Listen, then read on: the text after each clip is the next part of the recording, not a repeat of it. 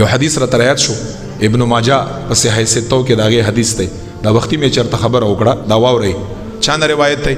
ابا هريره رضی الله تعالی عنہ نے روایت ہے نبی علیہ الصلوۃ والسلام مبارک فرمائی ابن ماجہ حدیث ہے ابا هريره نے روایت ہے څه فرمائی الفاظ یہ دی حدیث تنکح المرأة لاربع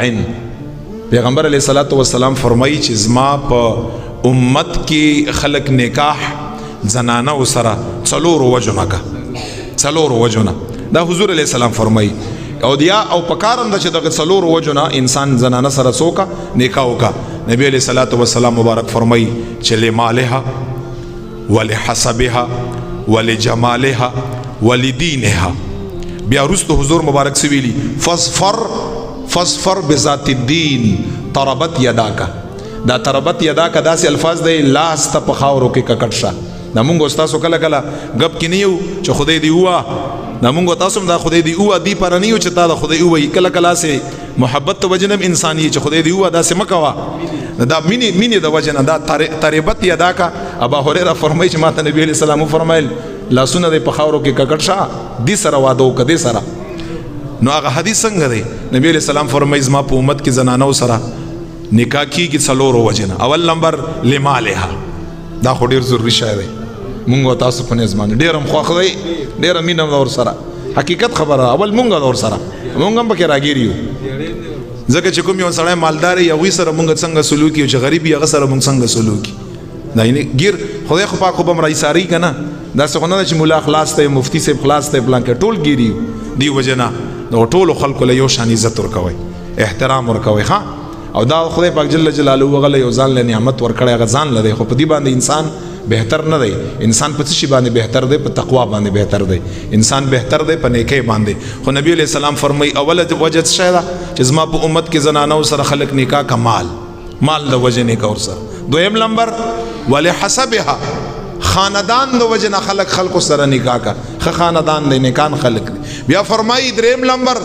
ولجمالها حضور مبارک فرمای د حسن د وجه نه جمال د وجه نه خدای پاک جل جلاله چې هغه له حسن جمال ورکړی زما په امت کې انسانان زنانو سره نکاح کا او څلورم نمبر څه فرمای ولدینها او زار تدلته یو خبر وکړم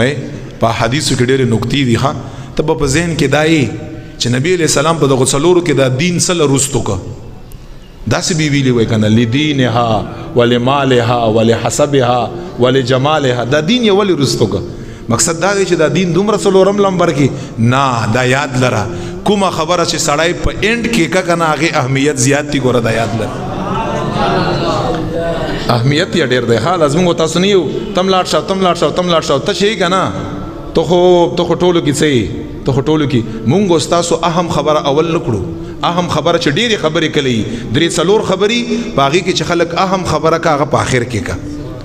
چې خلک ورته شي مونږ دا خبره مو بیا څه او دی خبره ته متوجه شي نو ځکه حضور مبارک په اخر کې ذکر کړی ورنه دین ډېر لوی دی دا د عربو طریقه دا وا چې کله به اهم خبره کړه نو هغه به په اخر کې کړه ځکه حضور علیہ السلام په اخر کې وی نو دینم پته لګي چې اهمیت د چا ډېر دی اهمیت د دین ډېر دی او بیا یې ګورئ د دین اهمیت څومره دی ابا هريره فرمای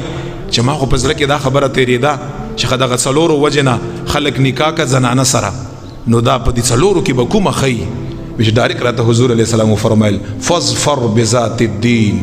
ابا هريره کزما خبره منی کنه نو ته ترجیح دین لا ورکړه ورته فرمایل مال له مور کو حسب کڅلور واړی خو نور علی نور دی دا خو ډیره خبره دي ته ویل کېږي نور علی نور خو یو پیدا کیږي یا دو پیدا کیږي یو د پکې دینی